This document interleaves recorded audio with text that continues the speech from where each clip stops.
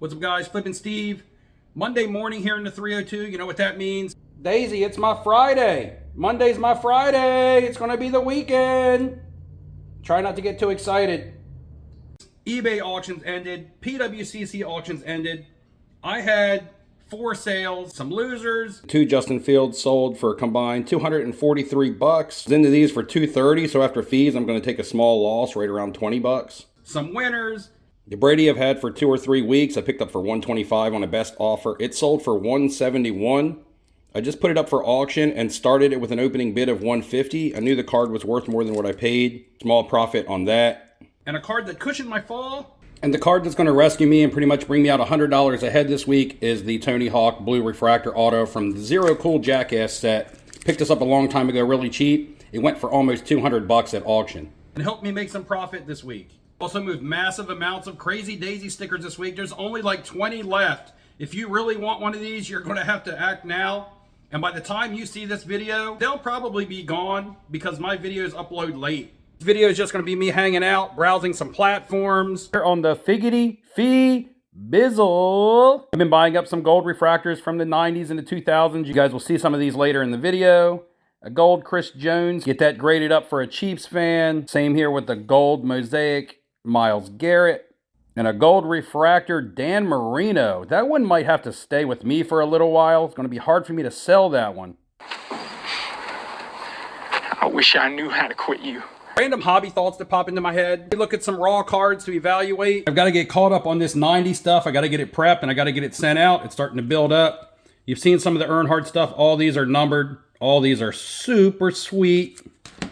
This stuff's already prepped to go. Gold refractor, Aikman, Favre. These Philly show pickups here with the Watt. Another Favre snap out here. This was a PSA 8 Troy Aikman gold. And then this pile here. Platinum Portraits Emmett. Gold refractor Warren Sapp. Gold refractor Brett Favre in the scratchy screw down. Is there anything else that screams 90s louder than this?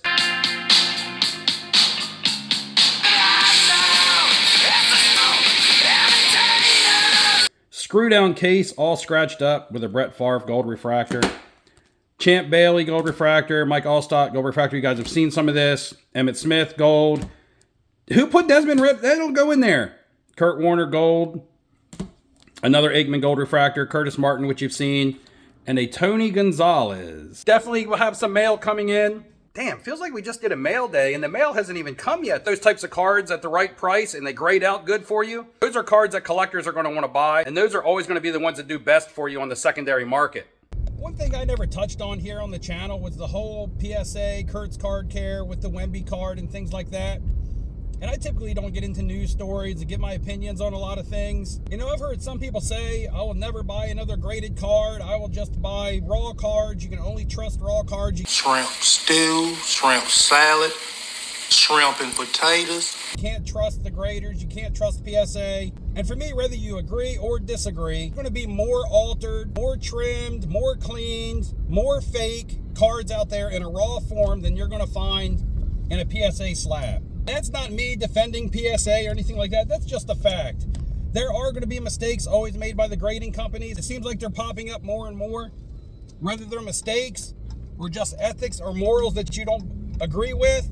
But the fact still remains is it is more dangerous to just buy a card raw on the open market from an unknown seller or even a known seller than it is to buy one that's already been graded. You are paying for that authenticity. You are paying for that peace of mind. And I get that you may not want to pay that premium for that, especially when there could be trust issues with the grading company.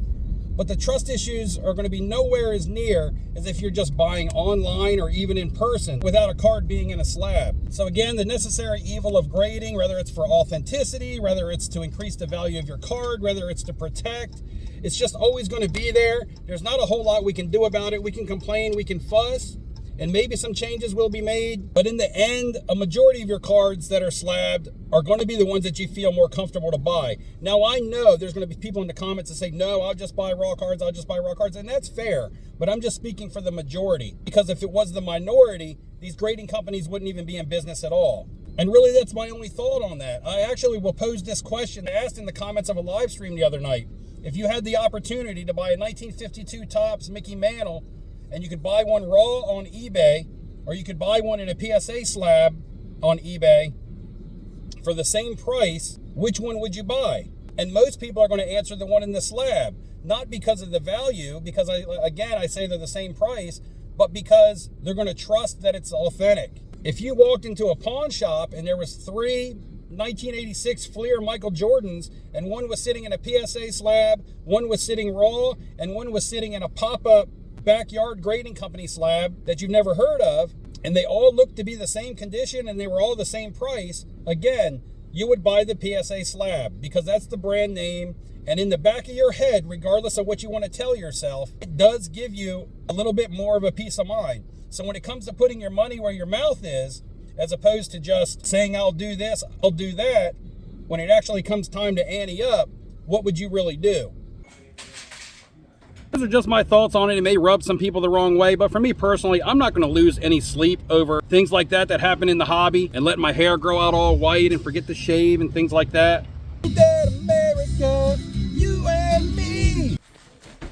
Ain't that America, something to see, baby? You're vicious. Ain't that America, home of the free? Yeah.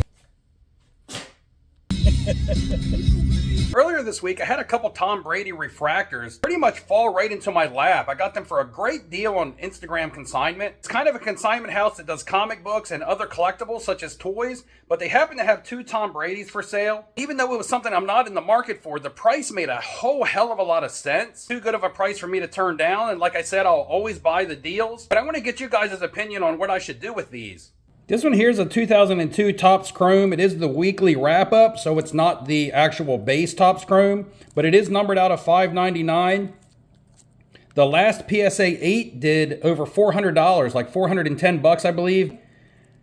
So I'm thinking to myself, I got this well under that price. Should I just try to flip it as is, maybe on my slabs with limited fees? Do a little bit of a markup and see what I can do, maybe make a couple $100? Or should I snap this out and attempt to get a 9? Of course, it's going to be hard for you guys to give me your opinion on that without being able to evaluate it in person. Even if this came back an 8, I would still be looking to be able to make some money. Second one you guys saw in my last video, this is the 2002 Topps Finest out of 250. And these in a PSA 10 can push up to like $5,000 to $6,000. And this one I got well below that $1,000 mark. Even if I got it into a PSA 9 slab, I believe it could be like a $1,400 to $1,500 card. Or maybe I should just throw this up on my slabs as well and see what happens and maybe look to make just a couple $100. What would you guys do? Try to quick flip those within a week and see if I can make somewhere between $300 to $500 total? Maybe I should risk it for the biscuit and see if I could double up. What do you guys think? Comment below. I'm curious. My grandfather, who I've talked about a lot in my content, used to grow big tomato plants in his garden, and a lot of people knew him for growing large tomato plants.